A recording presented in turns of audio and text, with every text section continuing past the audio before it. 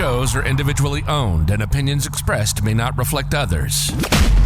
Welcome to the Edventures in Tech podcast, talking the latest tips and trends in educational technology to innovate and engage your students. Here are your hosts, Andrew and Dan. Thank you very much, Mr. Voice. My name is Andrew. And I'm Dan. Welcome back, or I should say welcome to episode number 2 of the Adventures in Tech podcast. We are extremely excited that you are joining us for episode 2, along with this adventure, so to speak. And obviously, we just want to mention, if you like the content, please help us out. Provide feedback and a rating on the platform you're using to listen, whether it be on Anchor, Apple, Google, Spotify, Pocket Cast. We greatly appreciate your support. Dan, how's the week going? Week's been pretty good, pretty busy. It's been nice this week because I think both of us can say we've been back into classrooms. Absolutely. Working with teachers and students, and it's something that I've missed incredibly over the last year and a half. Yeah, it's been a challenge. So with everything going on, try to limit and do a lot of our work virtually, connecting with our colleagues, as well as working in small groups with students, whole class instruction. It's just a different vibe when you're actually able to be in the classroom. You get those little nuances with the students. They're excited to see us because, we're doing something with technology today, Yeah, we get to be the crazy uncle. Yeah, and then we leave once the chaos has completely erupted. Exactly. So it's a lot of fun in that regard. I'm glad we're back in the classrooms and continually. A lot of teachers have now gotten their routine set, and we're now starting to move forward into how to innovate our instruction. How do we take what we did last year and now tweak it, revolutionize it, change it, into instruction for this year, now that most of the devices are back in the classroom, the students are back in the classroom, and it's not an all virtual environment. Specifically to our district, I know there's districts out there that have different platforms and different needs, and people are remote and so on and so forth. However, we are very fortunate that we are in school with our students 5 days a week.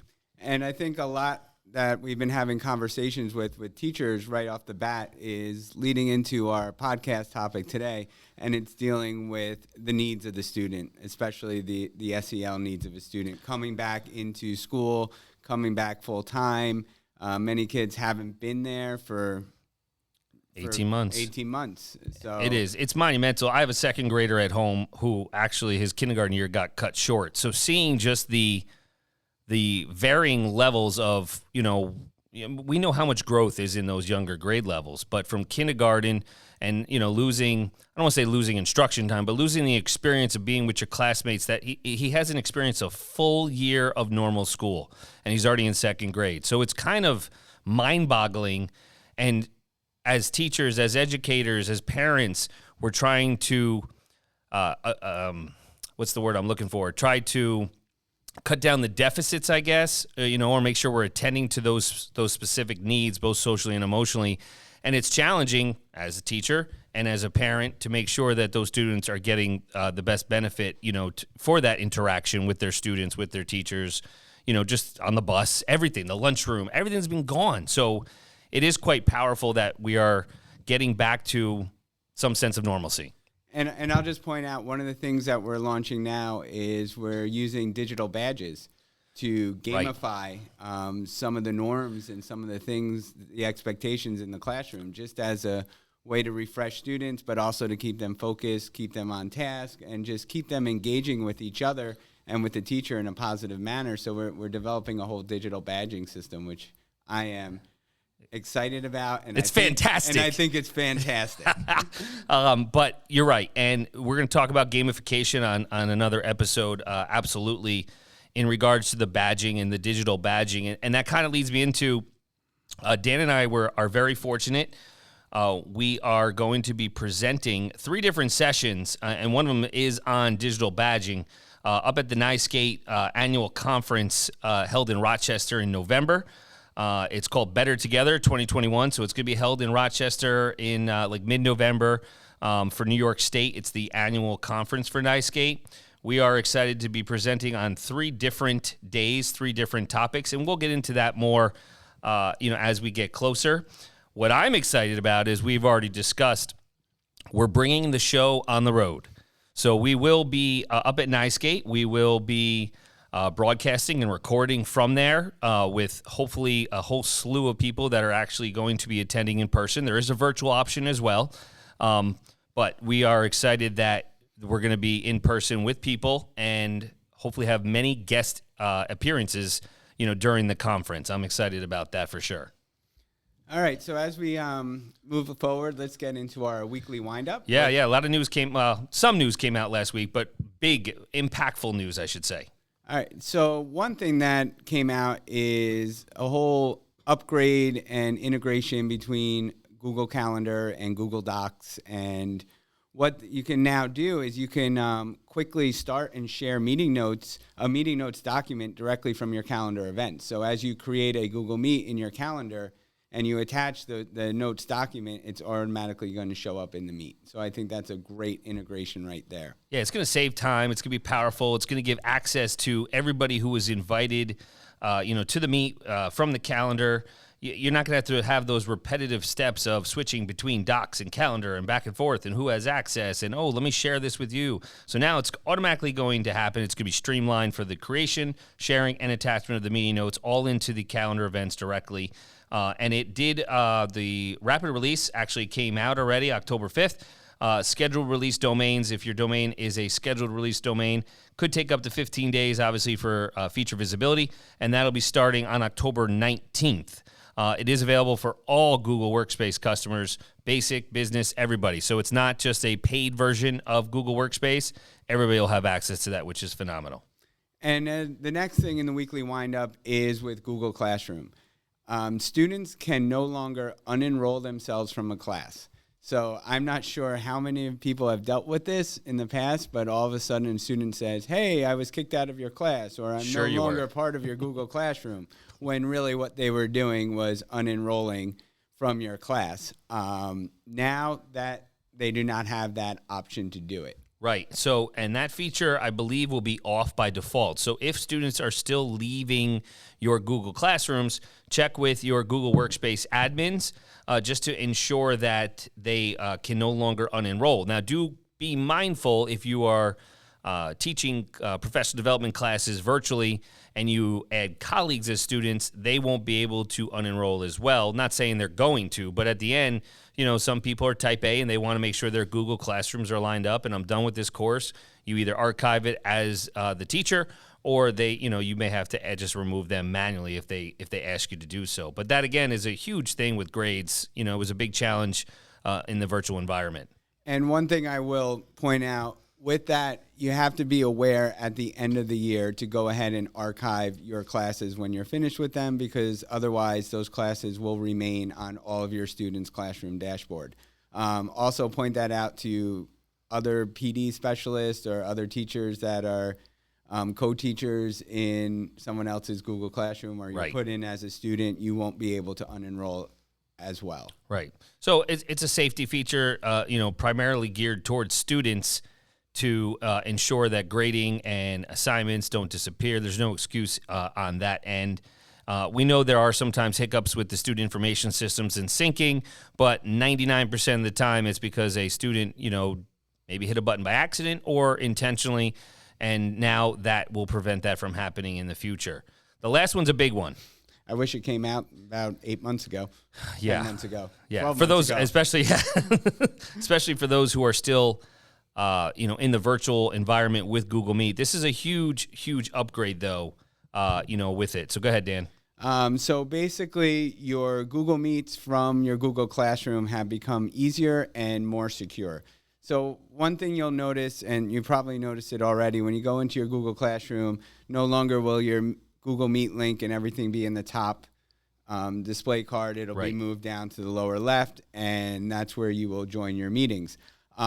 With this new join feature, any co-teacher that you have in your Google Classroom is also going to be a co-meeting host in your Google Classroom. Have those host controls. So you will have every teacher that is in the Google Classroom is going to have those host controls. And I know without that caused a lot of headaches. Whoever got into that meeting first had the host controls, and then they had to transfer it over. So now you have that co-host with host controls.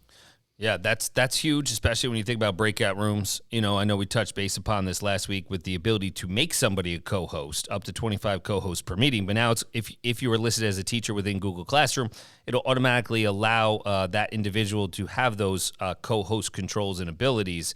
And it's going to be impactful in the sense when you're using Google Meet for specifically for breakout rooms and collaborative workspaces like Jamboard that are built within. So it is powerful in that regard. And I think Google, if I'm not mistaken, the first time it's going to ask you to upgrade your link. So you should click upgrade your link because it'll upgrade all of your classes when you upgrade your Meet link. So if you have 10 classes or whatnot, it'll upgrade them all at once.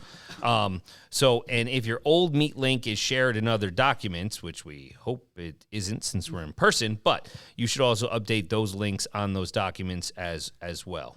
Another feature of this new Google Classroom Meet link is students will be directed to a waiting room until a teacher has officially joined the class. Impactful, yes. So that's impactful because previously they would get an error message and they'd have to, it would be confusing. So now they're put into a waiting room when the teacher joins, then they can be admitted. Right. So it's kind of like Zoom. They're kind of catching up with Zoom in that regard with that waiting room. But again, moving forward, it's very resourceful for the teacher to be able to not have to worry about a student, goofing off ahead of time in the Google Meet. It is available as a core service to Google Workspace Education Fundamentals, the Standards, Teaching and Learning Upgrade, and Education Plus. It is an additional service depending upon if you're a paid or not. So there may be something to check with. If you're not seeing that, check with your IT admin and see if it is a feature they can turn on. And I believe it already is. You should be seeing it. Rapid release, schedule release started on October 4th, but it is a gradual rollout as everything, so up to 15 days. By end of October, if you don't have it, you may want to start poking around and seeing what's going on. All right, so I know Dan kind of prefaced and gave a little teaser into what we're talking about today, and when Dan and I were thinking about this episode, we know districts across, the whole country, the world, have really thought about what, these kids are coming back into. And like I shared a brief story with my second grader, they may not have had a full experience of school. We don't know everybody's experiences at home, specifically how they handled everything, how they handled remote learning, how their parents, grandparents, who knows if some kind of loss occurred. So that social emotional component is monumental right now for teachers and educators throughout the country. And when we think about social emotional as the process with children developing those abilities to really integrate their thinking and feeling and behaviors to succeed at all these developmental tasks, I think when I bring my kids to the pediatricians and, okay, can they do this? Can they try to get their dress? Can they, touch their toes, hop on, whatever those developmental tasks are? In education and in this setting, it's monumental, it's huge, it's impactful. And the process, it is included, and it's not limited to, recognizing and managing your emotions, caring about others, empathy, making good decisions, behaving ethically and responsibly, and developing positive relationships with your classmates, with your teachers, the bus people, the lunch, the monitors, all the support staff throughout the school district, all while avoiding the negative behaviors. And there's a lot of frameworks, theoretical frameworks that have been pushed out, to propose, and describe social emotional learning and the implementations for social emotional learning standards, which I know we don't have a set guideline of standards and programming and instruction and assessment. And, Dan started to, talk about the gamification, trying to have these kids obtain these badges because they're social, for lack of a better term, in the last 18 months or so has been, on a computer. It's just been on a computer, and not even just for instruction, but that's how they talked. FaceTime, Among Us, Roblox, all these games, Xbox, whatever they're into, that was their only interaction. And we don't know if they're into sports and music and arts and theater, and a lot of those have been paused, and some are coming back, some aren't. It varies by community. So the social emotional component is huge. And, while we're constantly striving to have that positive environment in our classroom, often, and not through anyone's fault, or often the skills to build that positive environment get put on the back burner at times as we're dealing with maybe content and trying to fill deficits in the learning where we're not focusing directly on the skills for building a positive environment and culture in the classroom. Right. So Dan and I were talking about AJ Giuliani, and he put an article out recently. Definitely follow him. Do relationships really matter in learning? And it's a powerful article, and we'll put it in the show notes. But there's a lot of questions and many big quotes and lessons on how to actually get along with people. Now, whether we're adults or children, there are people you got to get along with people who have some influence. As leaders and teachers.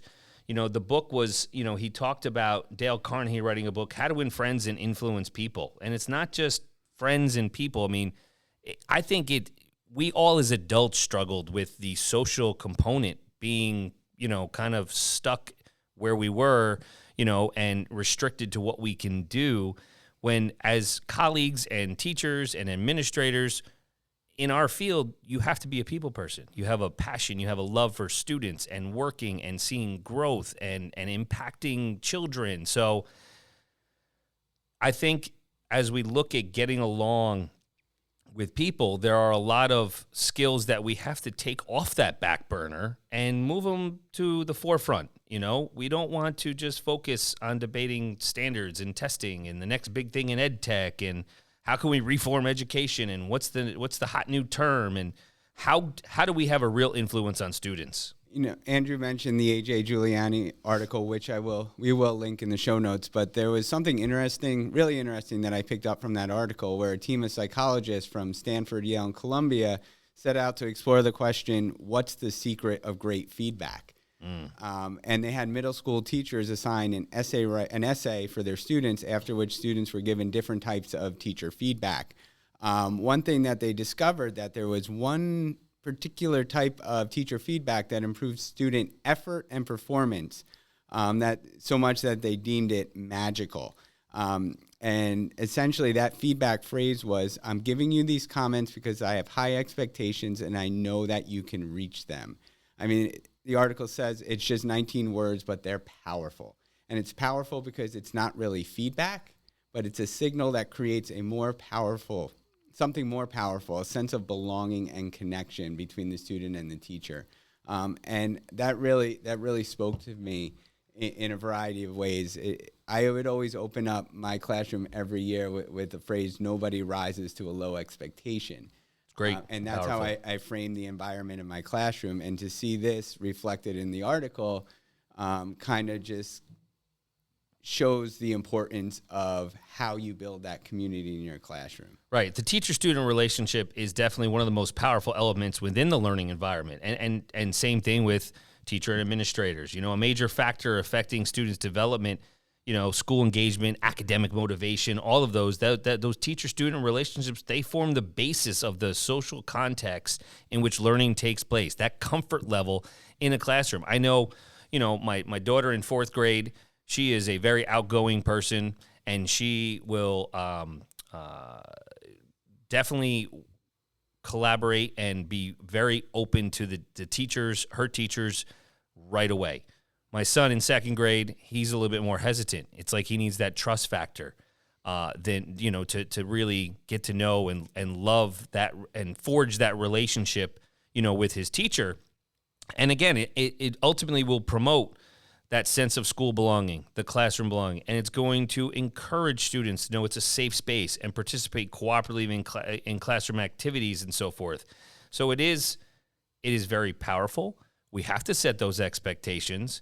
But we have to keep in mind that the last 18 months have been very challenging, especially for our youngest learners who may have never, completed a full year of school. If you think about it, between kindergarten, 1st and 2nd grade, those kids have not had that, and it could be a challenge. Giuliani he references in his article too, talking about Dale Carnegie's work, simple reminders, what he was saying. We want to have these deeper conversations to establish better relationships and develop that strong influence on students' learning. With his book, he had 10 phrases with how to win friends and influence people. And it really brings us back to the basics of teaching and learning. If you want to be enthusiastic, act enthusiastic. right? That's a key one. You know, that's one that was definitely powerful to me. You know, another one he said was, any fool can criticize, condemn, and complain, but it takes character and self-control to be understanding and forgiving. And guess what? We know kids are going to let us down. They are. They're going to miss assignments. They're going to unenroll from their Google Classroom, right? You know, they're going to forget to read. They're going to fail a test. That maybe even cheat. Let's not, you know, we don't know. But I know that adults, colleagues, friends, you know, they could let us down at any point too. And every great relationship has to have forgiveness and understanding attached to it.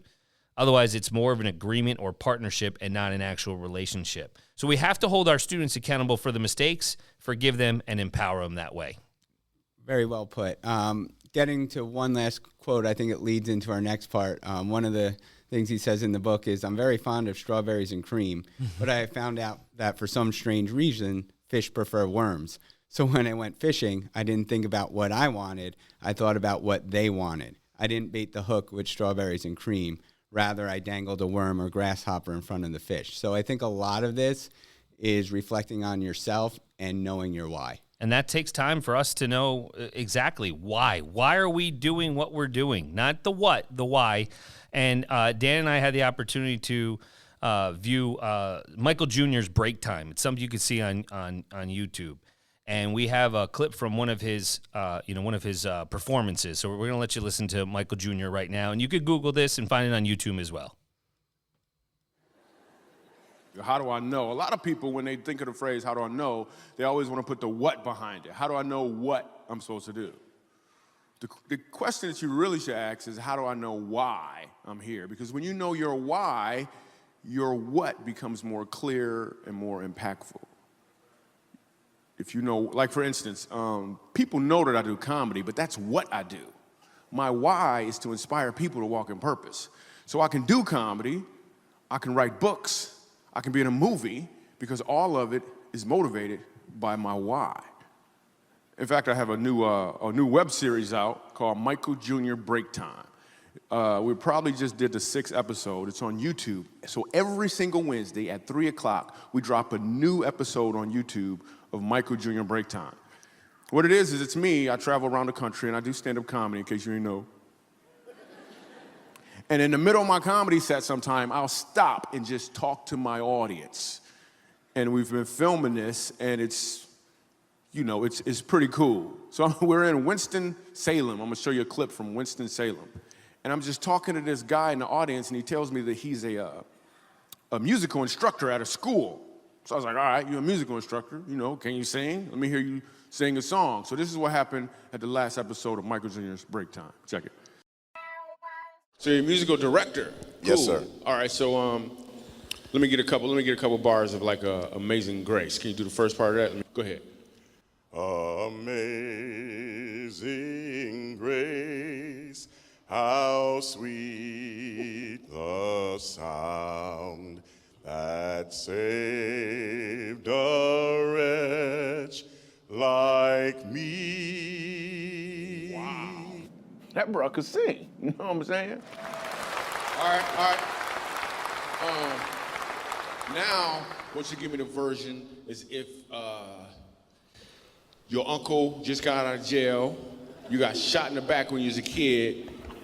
I'm just saying, let me see the hood version real quick, if you know which version I'm talking about. Just see if that exists. Let me see what you got. Amazing grace, how sweet the sound that saved a wretch like me. I once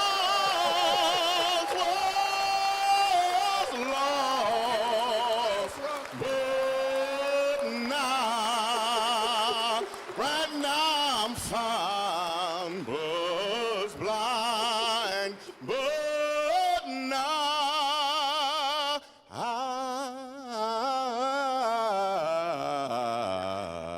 I see. Now, Wow. Wow, indeed. Here's what I want you to catch. The first time I asked him to sing, he knew what he was doing. The second time, he knew why he was doing it. When you know your why, your what becomes more impactful because you're walking towards or in your purpose. That's powerful right there. Very powerful. And I think, hold on, all right. Just focus after hearing that. What I mentioned before we listened to the clip is teachers knowing their why, but also for our students to know their why as well. And that's where that SEL learning, that social emotional learning comes in. As we look at, maybe bring in some resources and talk about tech and how that can help along with it. But if we look at the CASEL model for social and emotional learning, which we'll link to in the show notes, a big component in our classroom is allowing students to develop their self-awareness, their self-management, responsible decision-making, their relationship skills, their social awareness. If we think about it, it's knowing their why. Exactly. And you as the educator have the power to kind of impact your students specifically in your classroom. And if you look at this CASEL wheel and the CASEL framework, like Dan said, we are going to link it to the show notes. It's much bigger than just the classroom. It scaffolds up to schools and then families and caregivers and then finally the community as a whole. And if we look at this just as, a tool or a reference guide to empower not only us as educators, administrators, support staff, families, and the community as a whole, we can really kind of develop the why for the students, not the what, which is important, for this, the school, family, community partnership, and make it authentic. And this learning environment and experience will have a trusting and a collaborative relationship, and we'll have rigorous and meaningful curriculum and instruction and obviously ongoing evaluations to ensure that the students are really being impacted, and the emotional learning component can help address the various forms that we know exist of inequity. And we want to empower not only the little kids and the big kids and the adults. We want to create these thriving schools and make sure that they contribute to safe, healthy learning environments in the community around them, because that's what we want all of our students to be. So one place we're going to direct you to look is at Common Sense Education. We'll provide some links in the show notes, but there is an incredible amount of resources, both print and digital resources, for developing that SEL component, whether it's class lessons, activities, or even some role-playing games and digital games that students can participate in to build those skills, to start developing empathy and get them to know their why. Yeah, and there's 11 parts that Common Sense really talks about with, SEL, with empathy, integrity, self-control, compassion, communication, humility, gratitude, courage, curiosity, perseverance, and teamwork. And that's important because SEL might not be our core content that we are driven, by as we teach every day. But if we take it back, take a look at it in a broader aspect, it's the core of all content. So SEL is the core, and then you work on, the content around it, as well. We don't want it to be put on the back burner. But like Dan said, commonsense.org has a ton of apps, games, activities to build character in the classroom. They have promoting the social emotional learning specifically in digital life for those who are still in the virtual environment. There are a bunch of CASEL aligned quick activities. So they're aligned to, the framework of CASEL. And that'll help as well for the self-awareness and self-management in the digital environment. And then lastly, there is some that have like a cheat sheet with turning students their empathy into action with some digital tools. So it gives you a bunch of tips. And again, like Dan said, we'll link all that. All right. So another social emotional prompt and ideas is something from Writable. If you're not familiar with Writable, there is a whole collection on, again, it's all aligned to the CASEL framework, which is the Collaborative for Academic, Social, and Emotional Learning framework. And it really touches base with writing the 5 SEL competencies, for that, with self-awareness, relationship skills, social awareness, self-management, and then responsible decision-making. And, students will also gain practice with narrative writing skills. Maybe they got to get something off their chest, and it'll help them establish points of view and elaborate and everything like that. So Writable has a whole slew of collections that can help you with social emotional learning. So hopefully we've provided you with something to think about and ponder, and also we will provide some resources to get you started, both print and digital, looking at the social emotional learning in your classroom. Yes, thank you. And so once again, we thank you for all, thank you all for your support. We're excited to bring this on the road. If you will be attending NYSCAPE, please do reach out to Dan and I. Let us know. We'd love to have you on the show. Absolutely. See what you're thinking about the conference. Again, we're on all those platforms. Please leave us a review. That's very helpful. And if you have any questions, comments, suggestions, like we said, reach out. But we always say, tech hard, work smart, live in adventure. Find Andrew on all socials at A Nicola Tech and Dan at WCSD Tech DR.